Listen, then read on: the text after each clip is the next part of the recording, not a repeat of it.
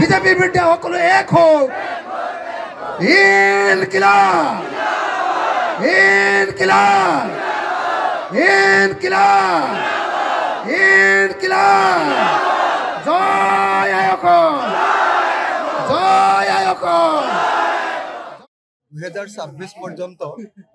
এদিনো ঘৰত নুহো মানে ৰাতি হুম গোটেই দিনটো অকল দলৰ কাম কৰিম বিজেপি খুৰুবৰ কাৰণে প্ৰত্যেক দিনাই কষ্ট কৰিম এটোৱে হ'ল আমাৰ ৰাইজৰ দলৰ আজিৰ দিনটোৰ সংকল্প মই সংকল্প লৈছো ৰাইজৰ দলৰ সভাপতি হিচাপে আৰু আমাৰ দলৰ কেন্দ্ৰীয় কমিটিৰ নেতৃবৰ্গই সংকল্প লৈছে যে 2026 চনত আমি যিকোনো প্ৰকাৰ বিজেপি এজেপি আৰু ইউপিপিএলৰ যেটো সন্মিলিত শক্তি সেই শক্তিক আমি সম্পূৰ্ণৰূপে পৰাজিত কৰিম 2026 চনত আমি সংকল্প গ্ৰহণ কৰিছো যে যিকোনো প্ৰকাৰে আমি বিজেপি শাসনৰ পৰা খেদিম শাসন ক্ষমতাচ্যুত কৰিম আৰু যদি কৰিব নোৱাৰো তেতিয়াহ'লে অসমখন আৰু কোনো পধ্যে আগুৱাই যাব নোৱাৰে বিজেপিয়ে আমাৰ মাজত থকা সাম্প্ৰদায়িক সম্প্ৰীতিটো ভাঙিছে আমাৰ সমাজখন নষ্ট কৰি পেলালে মানুহৰ মূৰত মুখ সুমুৱাই দিলে হিন্দু মুছলমান মানুহে এতিয়া মানুহ হিচাপে চাবলৈ বন্ধ কৰি দিলে এতিয়া কেৱল মানুহে হিন্দু মুছলমান খ্ৰীষ্টান জৈন এই হিচাপত মানুহক চাবলৈ লয় তাৰ ফলস্বৰূপে যিটো ছ'চিয়েল ফেব্ৰিক আছিলে আমাৰ এই গোটেই ছ'চিয়েল ফেব্ৰিকটো ধ্বংস হৈ গ'ল আৰু সেইকাৰণে এই মুহূৰ্তত আমি ভাবোঁ যে 2026 চনত বিজেপি আৰু AIDF হিন্দু সাম্প্ৰদায়িক দল বিজেপি আৰু মুছলমান সাম্প্ৰদায়িক দল AIDF এই দুইটা দল আৰু AIDFৰ চৰ্দাৰ মৌলানা বদৰুদ্দিন আজমল আৰু বিজেপিৰ চৰ্দাৰ হিমন্ত বিশ্ব শৰ্মাক আমি বাংলাদেশলৈ পঠিয়াই দিব আমি একদম স্পষ্ট কথা যে যদি 2026 চনত আমি বিজেপি খৰুৱাব নোৱাৰো অসম কেইবা বছৰ পিছুৱাই সেইকাৰণে আমি একদম স্পষ্টকৈ ঘোষণা কৰিছো যে আমাৰ একমাত্ৰ সংকল্প হ'ল 26 লৈকে বিজেপি খৰুৱা উজনি অসমৰ যিসকল খিলঞ্জীয়া অসমীয়া ভাষী লোক তেওঁলোকে ইতিমধ্যে বিজেপিক এৰি দিছে আপোনালোকে নিজেই দেখিছে যে যোৰহাট লোকসভা সমষ্টিত কি বেয়াকৈ বিজেপি খৰুৱাইছে এবাৰ আপোনালোকে নিশ্চয় দেখিলে যে বিহালীতো অসমীয়া ভাষী লোকসকলে বিজেপিক ভোট দিয়া নাই এবাৰ আপোনালোকে নিশ্চয় দেখিলে যে সামগুৰিতো অসমীয়া ভাষীসকলে এবাৰ বিজেপিক ভোট দিয়া নাই আনকি বৰাক উপত্যকাৰ যিটো সমষ্টিত এবাৰ ধলাইত ইলেকশ্যন হৈছিলে সেই ধলাইতো তাৰ খিলঞ্জীয়া বঙালী মানুহবিলাকে এবাৰ বিজেপিক ভোট দিয়া নাই বৰং অভিবাসী নতুনকৈ অহা বাঙালী মানুহেহে বিজেপিক ভোট দিছে কংগ্ৰেছক ভোট দিছে ধলাই মানুহবিলাকে পুৰণি বঙালী মানুহ অৰ্থাৎ খিলঞ্জীয়া মানুহ অসমৰ পুৰণি মানুহ অসমৰ হিন্দু মানুহ এই মানুহবিলাকে এতিয়া সম্পূৰ্ণৰূপে বিজেপি দলটোক লগ এৰা দিছে আৰু 2026 চনত বিজেপিক খেদিবৰ কাৰণে প্ৰস্তুত হৈছে সেইকাৰণে উপায় নাপায় এবাৰ তেওঁলোকে কি কৰিব খুজিছে এবাৰ তেওঁলোকে মুছলমান মানুহৰ পৰা ভোট ল'বৰ কাৰণে নতুন থিয়ৰি উলিয়াইছে বিজেপি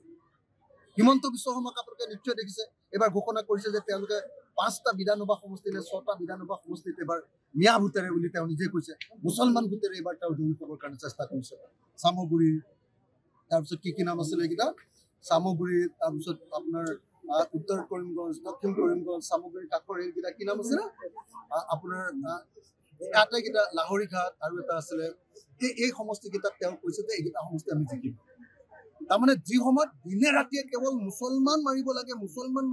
মুছলমানক খেদিব লাগে ন্যায় দেশখন খালে বুলি প্ৰচাৰ কৰি আছিলে সেই মুছলমান আৰু সেই মিয়া মানুহক নোহোৱাকৈ এতিয়া বিজেপি চলিব নোৱাৰে কাৰণ খিলঞ্জীয়া অসমীয়া মানুহ যিবিলাকক তেওঁলোকে মুছলমানৰ বিৰুদ্ধে উচতাইছিলে সেই মানুহবিলাকে বুজি উঠিলে যে নহয় এই হিন্দু সাম্প্ৰদায়িক দল বিজেপি দল হিন্দুৰো কেতিয়াও বন্ধু নহয় সেইকাৰণে তেওঁলোকে তেওঁলোকৰ অন্তৰৰ পৰা আঁতৰাই দিয়াৰ লগে লগে এতিয়া মুছলমানৰ ভোট লাগে হিমন্ত বিশ্ব শৰ্মা পাগল হৈছে নিয়াৰ ভোট লাগে দুদিন পূৰ্বে ধুনীয়া সমষ্টিৰ বিধায়ক হাফিজ ৰফিকুল ইছলামে কৈছে যে আপুনি বিজেপিৰ অক্সিজেন পাই জপিয়াই থকা বুলি মানে সকলো মানুহে জানে যে বিজেপিৰ অক্সিজেন লৈ অসমত জীয়াই থকা পাৰ্টিটোৰ নাম AIDF হয়নে নহয় কওক আপোনালোকেওতো জানে নহয় জানো চব মানুহে জানে ইয়াত থকা প্ৰত্যেকজন ইয়াত কেইবা হাজাৰ মানুহ আছে চবকে সোধক যে বিজেপিৰ অক্সিজেনত জীয়াই থকা পাৰ্টিটোৰ নাম হ'ল AIDF অসম বিধানসভাত AIDFে সেইকেইটা কথা উত্থাপন কৰে যিকেইটা কথা উত্থাপন কৰিলে অসম বিধানসভাত হিমন্ত বিশ্ব শৰ্মা হিন্দু মুছলমানৰ ৰাজনীতি কৰিব পাৰে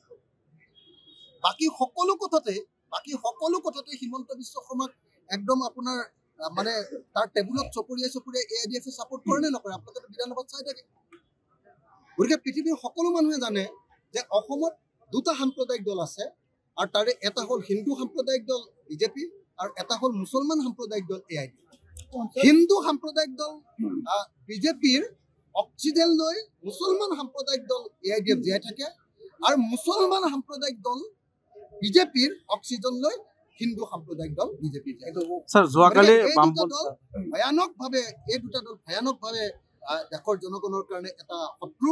গতিকে এই দুইটা দলক এই অক্সিজেন লোৱা ইটোৱে সিটোৰ পৰা অক্সিজেন লোৱা এই দুইটাৰ বেলুন দুটাক আমি এবাৰ ফুটাব লাগিব আৰু ফুটাই পেলাই উৰাই পঠিয়াব লাগিব আৰু তাৰপিছত অসমৰ সকলো মানুহক ঐক্যবদ্ধ কৰি হিন্দু মুছলমান হিচাপে স্যাৰ যোৱাকালি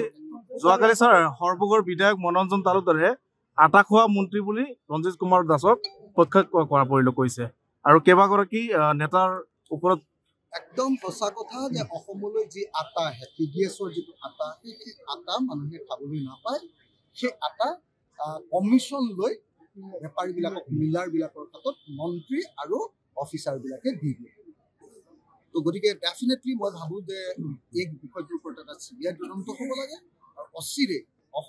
অসমলৈ অহা আটা অসমৰ জনগণৰ হাতত পোৱাকৈ দিয়াৰ ব্যৱস্থা গ্ৰহণ কৰিব লাগে অসমৰ মুখ্যমন্ত্ৰীও চাগে কমিশ্যন পায় সেইকাৰণে তেওঁ মনে মনে থাকে মই আশা কৰিম যে অসমৰ মুখ্যমন্ত্ৰীয়ে অতি সোনকালে যদি কমিশ্যন নাপায় অতি সোনকালে ইয়াৰ ওপৰত এনকুৱাৰী দিব লাগে আৰু এনকুৱাৰী দি অসমৰ মানুহক অসমৰ আটা দিয়াৰ ব্যৱস্থা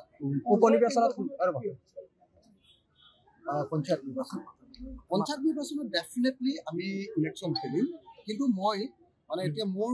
চকুটো একদম অৰ্জুনৰ নিচিনা হৈছে মই মানে অকল এটা বস্তুৱে দেখি আছো 2026